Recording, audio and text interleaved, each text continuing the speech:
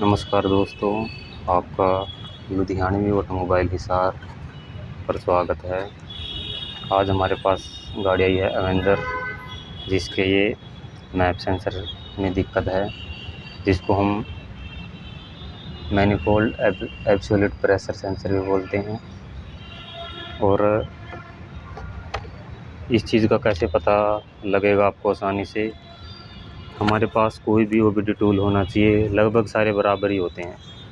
ये 519 वाला है, 17 वाला भी आता है और भी आते हैं। कोई भी चीज़ हो कैसे भी पता लगेगी। चाबी ऑन कर ली, देखिए लाइट आ गई है। एक बार दिखा देते हैं आपको थोड़ा ध्यान से।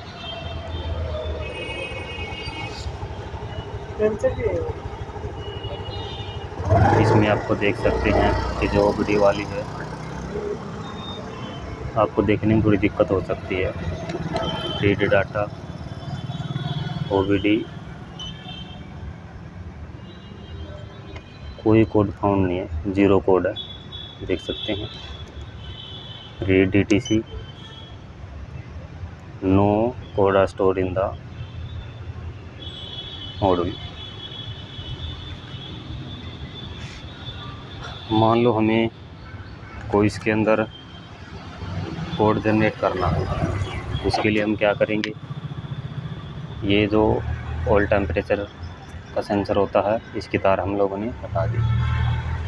अब इसकी चाबी को ऑफ करेंगे, फिर ऑन करेंगे और फिर दोबारा से दिखाते हैं आपको। अभी तक कोई कोड नहीं आ रहा था इसके अंदर, दोबारा से रीड डीटीसी दिखाते हैं। OBD 1 code found 1। कौन सा कोड दिखा रहा है? रीड कर रहा है P0118 engine coolant temperature sensor circuit high. Circuit high का मतलब होता है कि सर्किट ठीक से जुड़ नहीं रखा है, फिर टूट रखा है या फिर काम नहीं कर रहा। कुछ भी हो सकता है। हाँ, अब बहुत बार परेशानी आती है हमारी गाड़ियों में, और ये जब से BS6 गाड़ी आई हैं, इनमें परेशानियां चलती ही रहती हैं। और जब तक हमारे पास कोई ढंग का टूल नहीं होएगा, कभी कौन सा सेंसर यूज़ करो, कभी कौन सा यूज़ करो, उस चीज़ का ढंग से पता लग भी नहीं पाती। इसलिए टूल होना हमारे पास ज़रूरी है। 2020 के बाद सारी गाड़ियाँ ECU वाली आती हैं, जिसका कि हमारा मशीन के बगैर काम बिल्कुल भी नहीं चलने का। तो अगर वो कोई भाई काम लंबा करना चाहता है या फिर अपने काम को आगे कंटिन्यू रखना चाहता है, तो उसके पास कोई भी एक ओबीडी रीडर होना चाहिए। यह मुश्किल नहीं होता है, बहुत ही आसान है। 1-2 बार यूज़ करोगे अपने आप पता चल जाएगा। और जो भी कोड गाड़ी के अंदर दिखाया जाता है, वह कोड आप किसी से पूछ भी सकते हैं, या फिर उसी कोड को गूगल पर डालकर पता भी कर सकते हैं कि इस चीज़ का कोड है। हिंदी में भी आपको पता लग जाएगी। या फिर 1-2 बार के लिए किसी दूसरे भाई की भी सहायता ले सकते हैं, जिसको थोड़ा बहुत पढ़ना आता हो, जो आपके लिए जेमिनी, गूगल या चैट जीपीटी चला के दे सके। अब देखिए इसके कोड को हम बंद कर देते हैं। हमने इसकी पोलेंट की वार लगा दी है। कोड फाउंड 1, देखने में थोड़ी दिक्कत हो सकती है।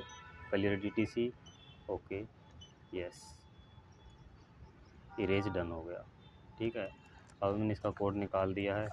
बहुत बार क्या होता है कि तार लूज हो जाती है, बहुत बार ऐसे काम नहीं करता। लेकिन कोई भी मशीन हो, उसकी कमी क्या है, वह सिर्फ हमें किस चीज़ में क्या फ़ॉल्ट है वह बता सकती है। लेकिन उसमें क्या फ़ॉल्ट है वह देखना मैकेनिक को ही है।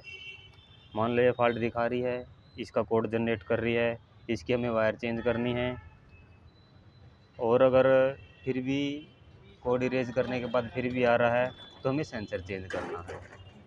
लेकिन इस बात का यह फ़ायदा है कि यह मशीन सीधा उसी फॉल्ट को बताएगी जो फॉल्ट इसके कंप्यूटर में स्टोर है। अब इससे पहले हम लोगों ने इसका यह मैप सेंसर चेंज किया था, देख सकते हैं। 1.61 इसकी MRP है, पुराने वाले इसके अंदर ही पड़ा है, नया वाला हम लोगों ने इसके अंदर डाल रखा है। क्यों? क्योंकि मशीन ने बताया गाड़ी में दिक्कत क्या थी, चलते चलते बंद हो जा रही थी, आरपीएम हाई हो जा रही थी। लेकिन एक बार के लिए तो फॉल्ट लगेगा कि इसका ऑटो सेंसर का है या फिर कूलेंट सेंसर का, क्योंकि गाड़ी गर्म होने के बाद ऐसा करती थी। लेकिन मशीन ने बताया कि इसके मैप सेंसर में दिक्कत है, तो फिर हमने मैप सेंसर चेंज करने के बाद गाड़ी बिल्कुल ओके हो गई। इसलिए हम इस चीज़ में, इन गाड़ियों में अंदाज़ा नहीं लगा सकते। उसके लिए हमें डोल टूल की आवश्यकता पड़ेगी ही पड़ेगी, और इसके बगैर अगर कोई मैकेनिक अपना आगे काम करना चाहता है तो इसे ले आएँ। कोई ख़ास बड़ी बात है नहीं। एक अनपढ़ मिस्त्री भी जो मैकेनिक है वह धीरे धीरे इसको चलाना सीख सकता है, कोई बड़ी बात है नहीं।